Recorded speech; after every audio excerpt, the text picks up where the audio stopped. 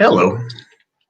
Wanted to reach out and talk to you guys this afternoon for just a minute here in the hopes of clearing up perhaps some confusion and giving our side of the ongoing media manufactured controversy about Baldershoff in Murdock, Minnesota. Uh,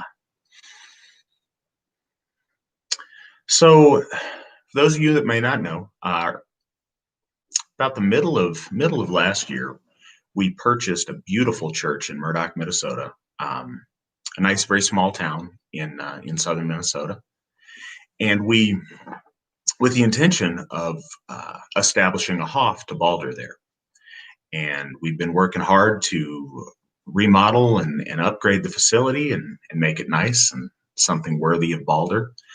And in doing so, we discovered that we needed to get a temporary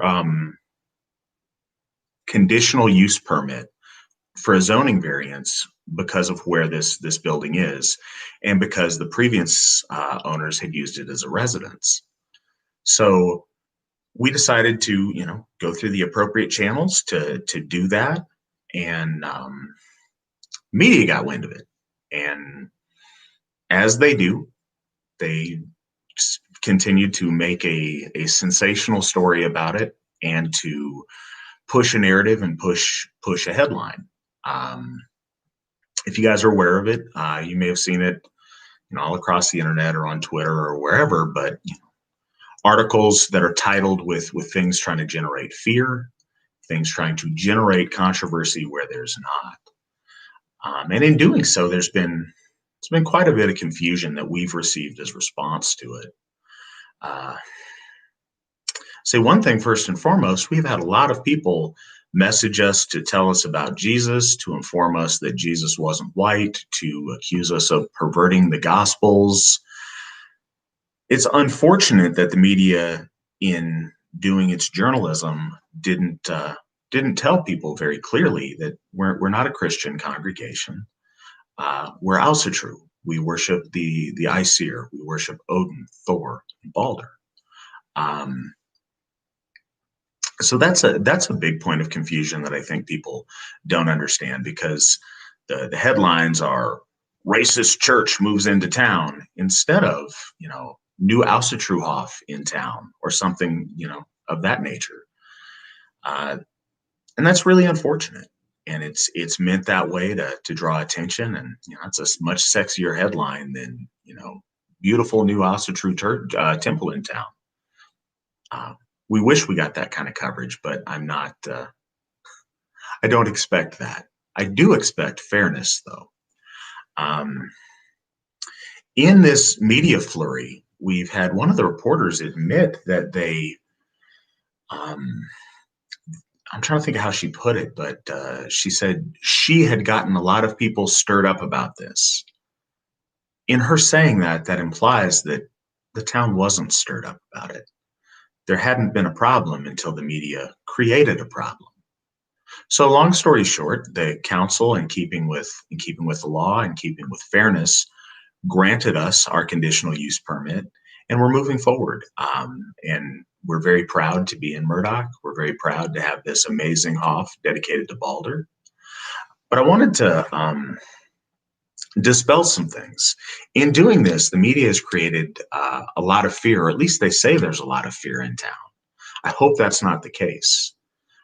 They have targeted the Hispanic community in town, which, looking at the records that I can see, is 17 people or so, and they've targeted those people and tried to make those people very afraid. And they say they've been successful in having those people be afraid. I want to address any members of the Hispanic community of Murdock. I am so sorry that the media got you guys scared. I promise you, you have nothing to fear from the Ausatru Folk Assembly. We mean nobody any harm. The only thing we've wanted to do was to worship our gods, celebrate our folk in this beautiful building that we've acquired in your community, and hopefully be very, very good neighbors. And I believe that'll be the case once the media leaves it alone.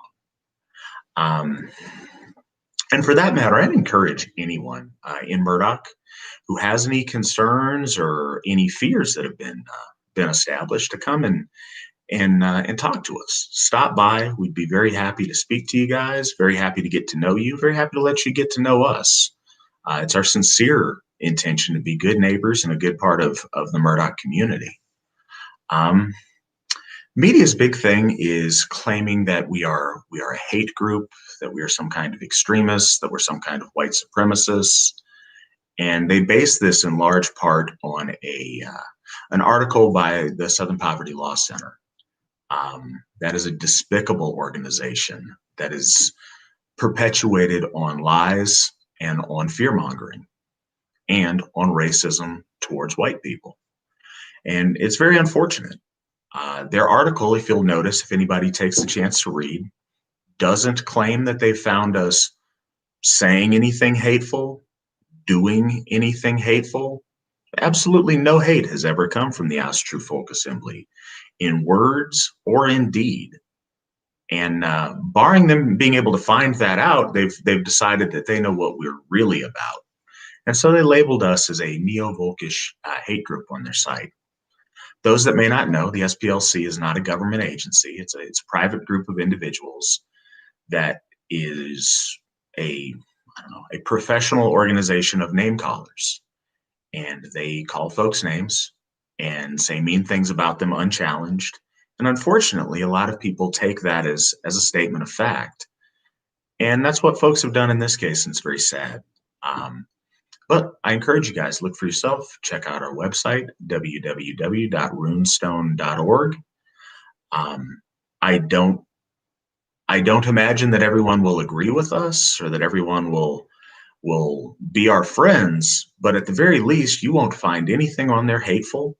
You certainly won't find anything scary. And yeah, I encourage you guys to give us a fair shot over there.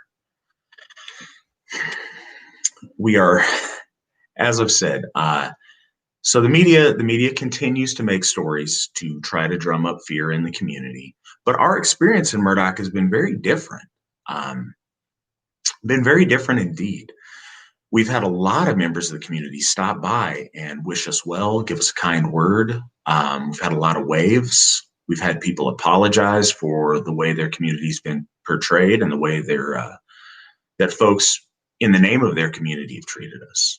We've had a really good interaction so far, and I'm really happy about that. And I know that will continue in the future. Um, as it stands, we have a beautiful Hof de Balder, and we're part of the community, and we're proud to be there.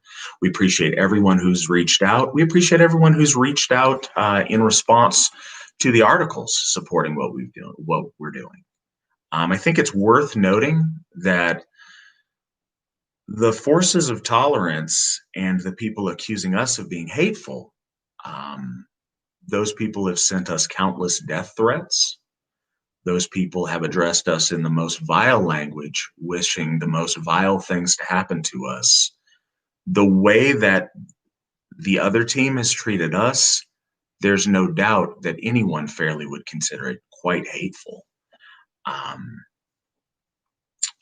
also like to point out that as a supposed hate group, House True Folk Assembly has never sought to prevent any group of people from practicing their faith however they chose.